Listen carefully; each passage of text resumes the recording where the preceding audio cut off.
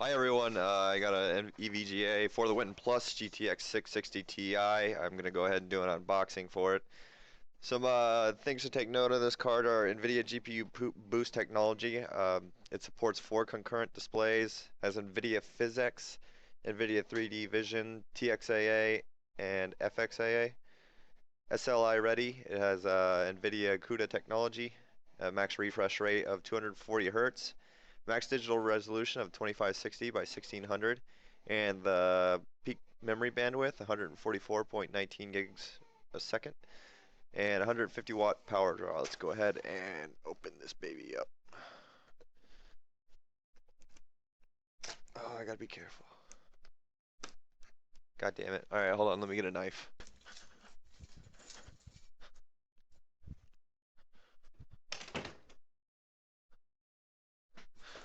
Alright, sorry about that. I am now back and I'm gonna cut some seal.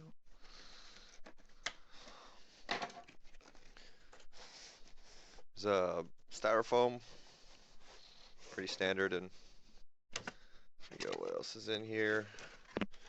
You got a little white folder right here. Oh, it's a poster. That's what it is.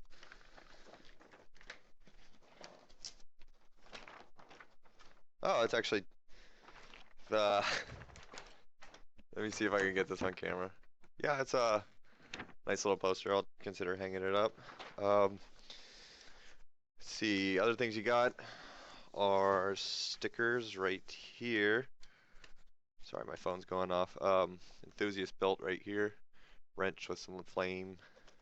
Let's see, what is this? Alright, just showing you that's compatible with PCIe and 3.0 and 2.0. Oh, there goes everything. I'm gonna throw that away. EVGA graphics card user guide that you pretty much don't really need. Nice little case badge here. I'm gonna go ahead and take this out of the driver disc, but EVGA, stupid fucking. There we go. I actually like this. I like the badges that aren't just stickers and have like actual thickness and material on them. Let's see. Attention, please allow the graphics card to cool for a minimum of 2 minutes after operation before removing it from your system. It's here, EVGA power supply looks like. I didn't really look at that, but GeForce GTX 600, and let's go ahead and I do have an old MSI GTX 660 Ti that I'm going to take out and kind of compare in a video, just the PCB. Wow, my phone's keeps going off. I'm gonna have to open this. Right here are your 4-pin Molex PCIe connectors to 6-pin. Let's see, this one has another one. I don't need to open that. You guys can see that, right? You can see, too reflective. There's some Molex though. Let's see what we got here. There's your DVI to VGA adapter, which I don't know why you would need. Go ahead and pull this out. Get it out of the anti-static packaging.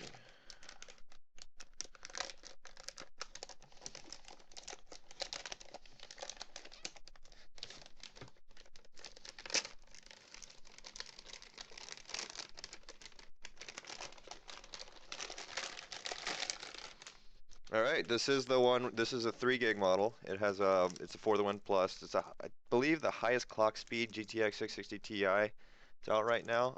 And one thing I already like that they did is the 6-pin supplemental powers right here. They're up and down instead of next to each other. If you have I have a Corsair AX850, and it's not a big deal, but when they're right next to each other, they're 6+2 and 6+2s, and the little +2 connectors get in the way. So right away I like that. It's actually not a big deal, but I just like that they're up and down right there.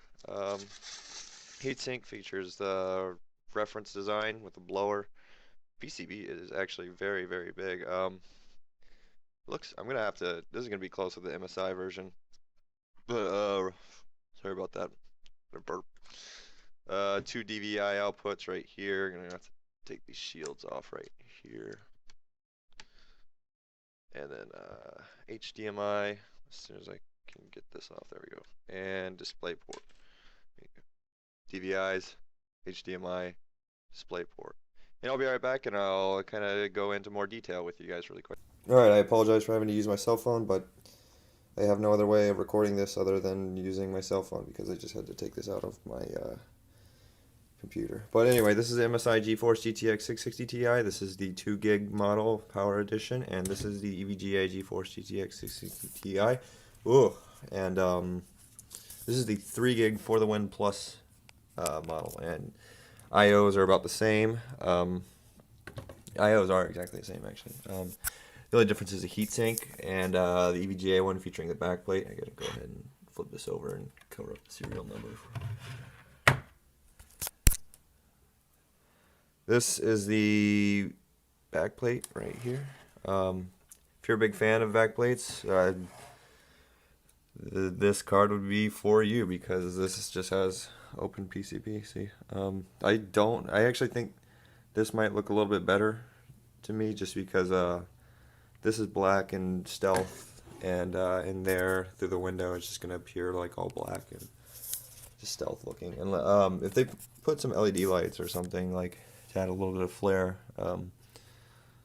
it would look really good. But anyway, I'm getting a little distracted. The physical dimensions for the MSI, 10.43 inches by 4.45 inches by 1.5 inches. And hold on, I gotta flip this back over. I don't want to show you guys my serial.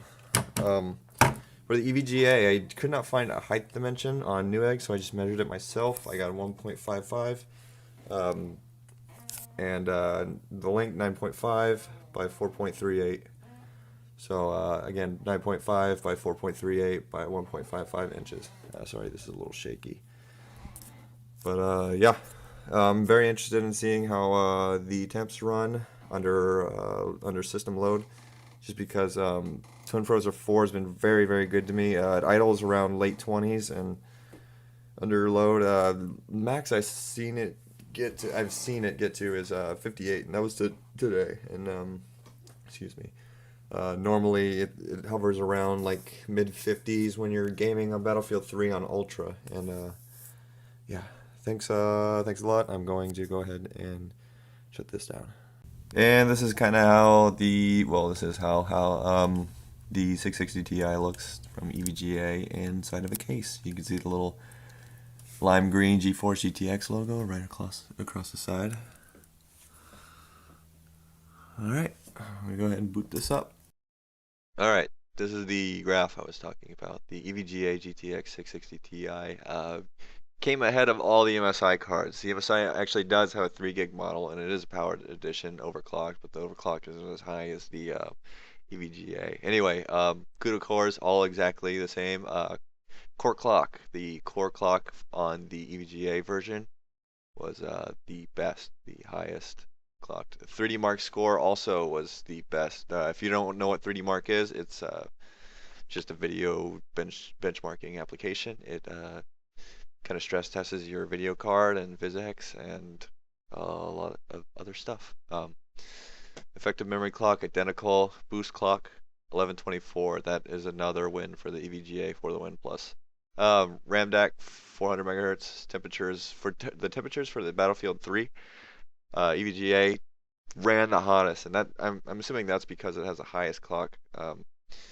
The Twin Frozr 4 only let the card get to 58. I like that temperature a lot. That's a very, very safe temperature. 70 is too. Don't let 70 discourage you. But typically I just like my system running a little bit more cool. The temperatures for 3D Mark also I recorded 77 degrees for the EVGA and 55 degrees for the MSI version.